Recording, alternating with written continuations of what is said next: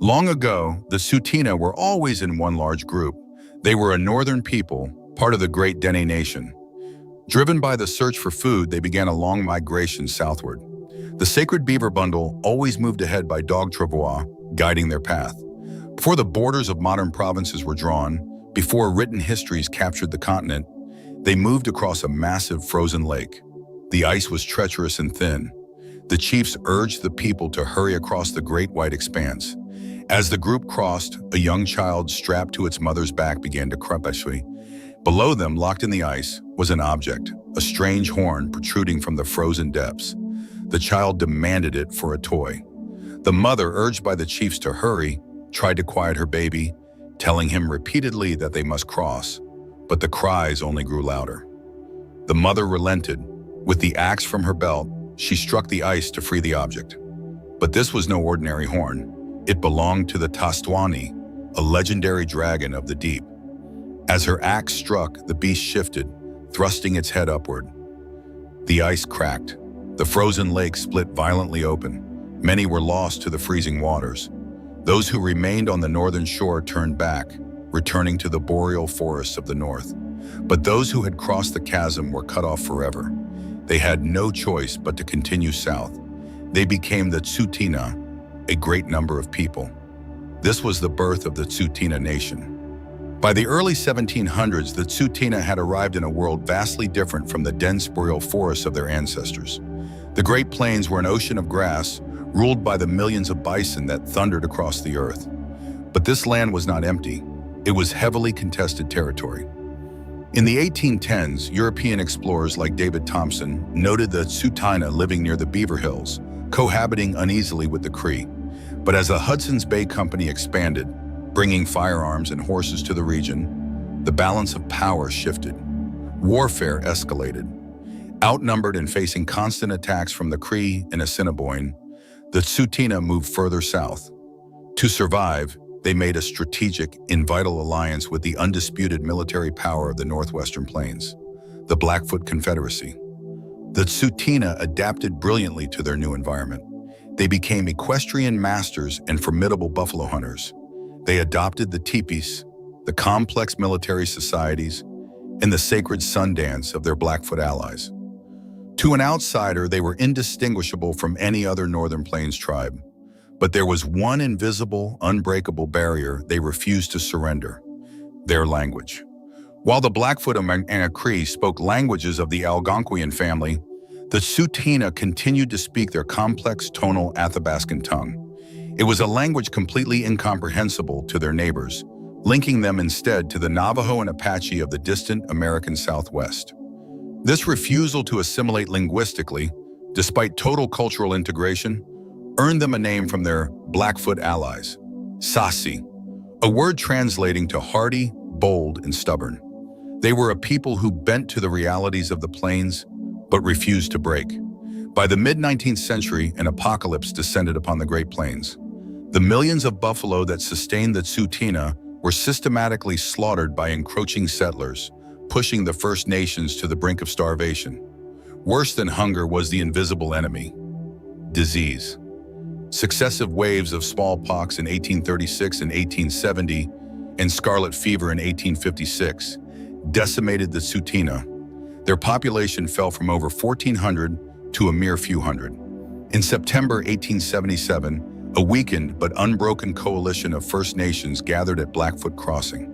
The Canadian government, eager to secure land for a transcontinental railway and open the West to European settlement, proposed a treaty. The document was Treaty 7. The written text of the treaty stated that the Blackfoot, Blood, Pagan, Sarsi, and Stoney Indians would cede, release, surrender, and yield up 35,000 square miles of land to the government of Canada. In return, the Crown promised reserve lands, 1 square mile per family of 5, an initial payment of $12 per person, ammunition, suits of clothing for leaders, and the promise of education and agricultural assistance. But there was a profound failure of translation, rooted in fundamentally incompatible worldviews.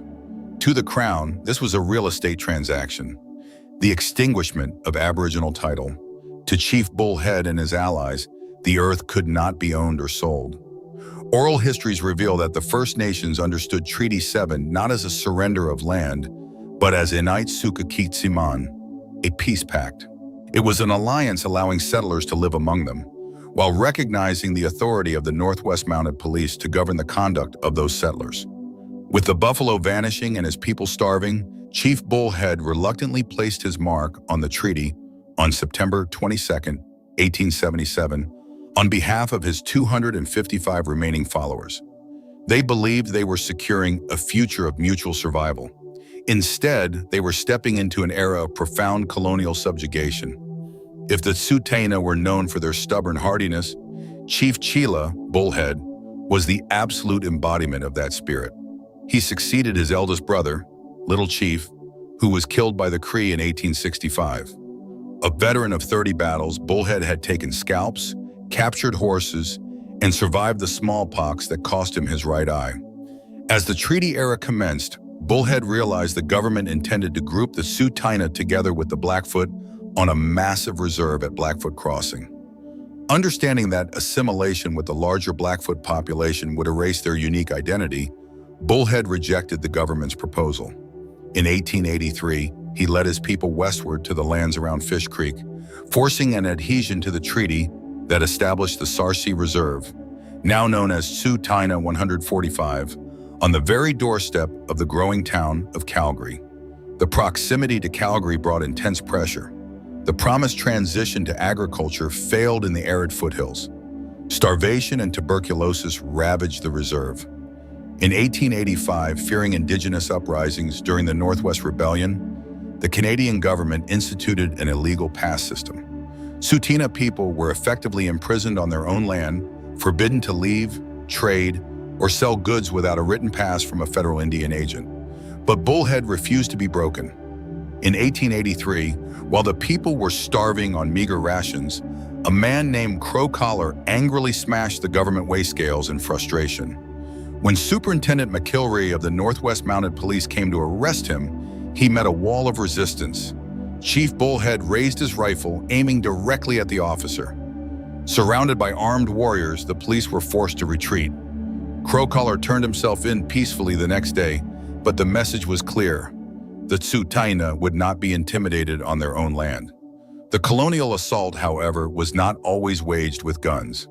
In 1890, the first residential school opened on the reserve. 8 Tsuut'ina boys were taken, later followed by a wing for girls. It was a systematic attempt to strip the children of their language and culture. Calgary developers constantly pressured the federal government to force the Tsuut'ina to sell their land. But until his dying breath in 1911, Bullhead held the line. He famously declared, "We are of one mind not to sell or give up any of our reserve. The reserve is just big enough for ourselves. The white men are bothering us to give up our land. The treaty was made. We don't want to sell." Because of Chief Bullhead, the Tsuut'ina did not lose an inch of their reserve during his lifetime, weathering a storm that saw their population plummet to around 160 individuals. The 20th century tested the Tsuut'ina, but a succession of visionary leaders carried Bullhead's torch, pivoting from armed resistance to political and economic strategy. Following Bullhead's passing, Chief Big Belly made the crucial decision to keep his vulnerable people out of the meat grinder of World War I, prioritizing the rebuilding of their fragile population, which had been ravaged by tuberculosis. He also inaugurated Tsuut'ina participation in the Calgary Stampede, turning their culture into a celebrated fixture of the region. Joseph Big Plume, the nephew of Bullhead, served as the last hereditary chief. Respected for his wisdom, he initiated the annual Christmas feast and powwow, a gathering that continues to unite the nation today. As the modern era dawned, leadership transitioned to a democratic system. Chief David Crow Child, the first elected chief in 1947, built crucial relationships with the rapidly expanding city of Calgary. When the city named the massive Crowchild Trail Freeway in his honor, David Crowchild expressed his hope that it would be a symbol of cutting all barriers between all peoples for all times to come. Through the latter half of the century, leaders like James Starlight, Richard Big Plume, and Clifford Big Plume dismantled the oppressive oversight of the Indian agent, transitioning the nation to true self-government, building cultural centers, and reintroducing the sacred buffalo back to Tsuut'ina lands. Today, the geographical proximity to Calgary that once threatened to swallow the Tsuut'ina has become the engine of their economic sovereignty. Under modern leaders like Chief Roy Whitney and Chief Sanford Big Plume, the nation has launched unprecedented commercial developments. During his tenure, Sanford Big Plume concluded negotiations for the Grey Eagle Casino, providing a massive influx of capital to the nation. Chief Roy Whitney championed Canderel Developments, the largest land development on First Nation land in Canadian history. In 2006, the Canadian government formally returned former military land, CFB Calgary, back to the nation, a rare and monumental reversal of colonial land loss.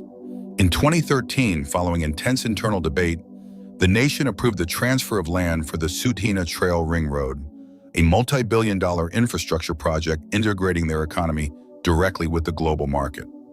By 2020, the Taza development welcomed the first Costco ever built on a First Nations reserve in Canada, rapidly breaking sales records.